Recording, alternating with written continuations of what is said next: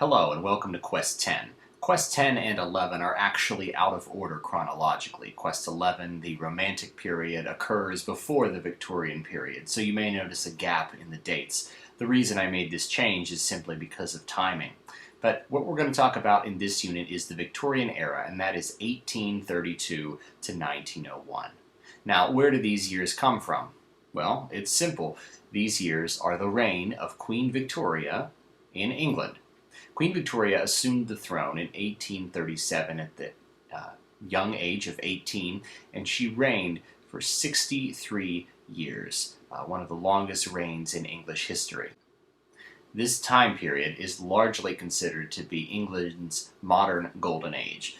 During the time, England promoted hard work, duty, and this led to them becoming a world power and taking over, as far as land mass goes anyway, 25% of the world. You can see in the map here, they owned Canada, India, Australia, a number of countries in Africa. It was said that the sun literally never set on the British Empire. At no point was there a spot on the globe where the sun wasn't setting on England. So pretty impressive. Even the ancient Romans weren't able to do this. As a result, there was a definite change in attitude. British people began to feel that they were the most powerful people on earth. They would host exhibitions for the world to come and see what they were building, and they felt it was their job to educate and fix all of the savage and uncivilized places all around the globe.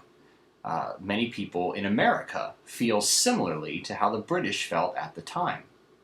It's interesting to see just how that can change in a relatively short amount of time. This is only 150 years ago. You can see here in this picture, England is depicted as an octopus. It has hands pretty much everywhere all over the globe. So what was happening at home? Well, because of the factory system that had been put in place and because of all of the job opportunities, the middle class starts to gain a lot more power. And when the middle class gains power, the upper class gains power. Everybody has money, disposable incomes, and as a result, they have time to do fun things. They have time to buy frivolous icons. They have time to worry about little things. Today we call these first world problems. They were first world problems back then. They just didn't have Twitter to use the means. Now, it wasn't perfect, of course. There were still factories, there were still poor conditions for the poor, but in general, England was really coming along economically. As I said, because people had so much free time on their hands, they had free time to worry about essentially useless things. There became a lot of excess in what people wore, and how people dressed, and how people acted.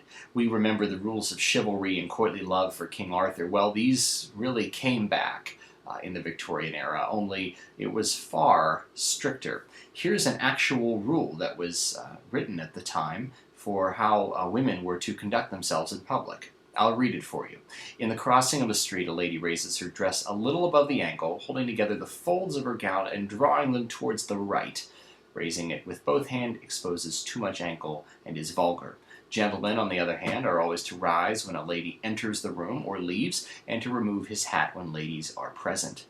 Very particular. Victorians were known for being very prudish in their attitudes on everything. In fact, it got so bad that furniture, think about a dinner table or a table with some chairs, it got so bad that even the legs of a table or legs of a chair were considered scandalous, and so they had to cover them up. Yeah, it's real.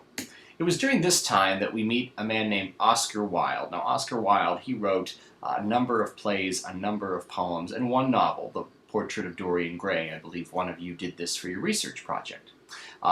Oscar Wilde was rather successful as an author. However, his personal life was not so great. Oscar Wilde was gay at a time that was not socially acceptable. He was found out and accused and thrown in jail for this and forced to do hard labor. This resulted in him developing poor health, and he died shortly thereafter penniless because no one wanted to do business with him anymore.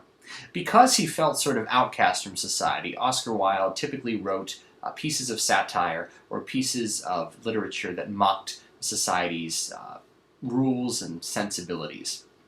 And we'll see that a lot in the importance of being earnest. Speaking of the importance of being earnest, what is this play about? This play is not going to be immediately funny. There's not a lot of crude humor, there's not a lot of jokes that stand out, but as you read, you start to realize that even though all of the characters are telling jokes with a straight face, what they're saying is completely ridiculous. This is a comedy of manners. It's designed to make people look stupid. So you are going to see a bunch of rich, fancy people doing somewhat silly things because they feel they have to.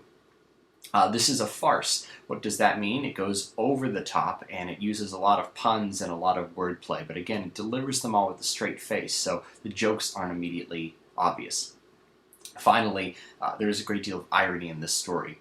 The play is called The Importance of Being Earnest, which has two meanings. You could be referring to earnest the name or earnest the attribute in always telling the truth.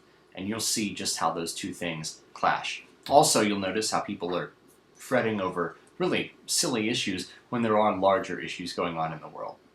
Well, that's a very brief overview of the Victorian era. I hope it gives you something to think about as you read the play. Please let me know if you have any questions.